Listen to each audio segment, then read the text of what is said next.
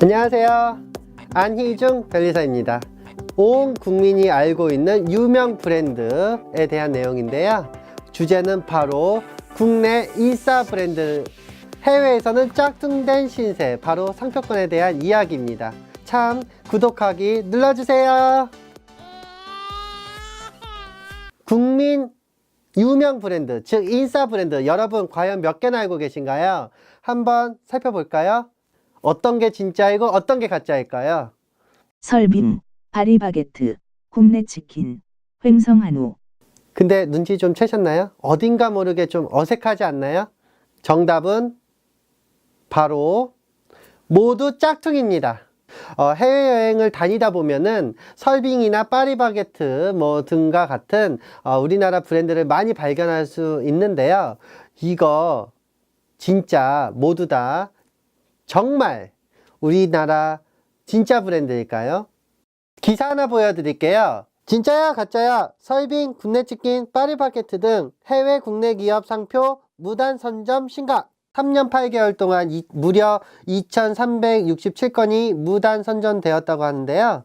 대표적 브랜드가 10개가 있습니다. 사진을 보시면 왼쪽이 해외에서 도용된 상표이고 오른쪽이 한국 상표예요. 심포우리만도, 돈치킨 다 아시죠? 네이처 리퍼블릭, 김밥천국, 설빙, 파리바게트, 파리가 아니네요, 발이네요. 굽네치킨, 횡성항우, 아모레, 풀무어. 이야, 네이처 리퍼블릭이랑 횡성항우, 풀무어는 거의 제 눈엔 똑같이 보이는데 어떻게 보이시나요? 상표 브로커 한번 볼까요? 김광춘, 한국인인가요? 김광춘, 이 사람 대단한 분인데요. 김광춘. 옆집 아저씨 같지만 중국인입니다. 이게 중국에서는 아주 돈 버는 비즈니스 모델로 자리 잡은 듯 합니다. 이런 사실 때문에 중국이든 해외에 진출하지 못하는 국내 기업 입장에서는 굉장히 피가 거꾸로 솟구쳐 오르는 일이죠. 변리사이기 때문이 아니라 한 국민으로서 굉장히 이런 소식을 접할 때마다 어이도 없고 굉장히 화가 치밀어 오릅니다.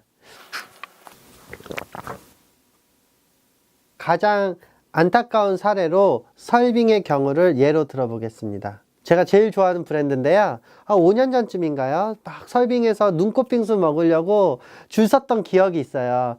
이런 맛은 정말 세계적인 맛이다 이랬던 적도 있는데요. 근데 이 설빙이 국내 성공을 바탕으로 해서 중국에 진출하고자 했습니다. 이미 중국 상표 브로커들로부터 설빙 상표를 빼앗겼던 상태였습니다. 아쉽게도 중국인들 입장에서는 국내 설빙 브랜드가 오히려 중국 시장에선 짝퉁이 돼버린 거예요. 그러니까 지금 이미 중국 내에 약 한 400여 개 설빙 매장이 있다고 하는데요. 우리나라 오리지널 설빙 매장은 몇 개 안 됩니다. 10개 미만이라고 하네요. 국내 설빙 브랜드는 중국 시장에 진출하기 위해서 취할 방법이 2개밖에 없습니다. 첫 번째, 미리 선전된 상표를 피해서 변형한다든지 아니면 다른 상표로 들어간다든지, 이 방법밖에 없는데 참 슬픈 일이죠. 또 다른 예로 파리바게트를 예로 들어보겠습니다. 파리바게트는 중국에 이미 상표권을 갖고 있었고 200여 개 매장도 갖고 있었습니다. 다 중국 진출하면서 준비를 한 거죠. 그런데 기억나시나요? 그 상표 브로커 이름? 옆집 아저씨 같은 그 이름?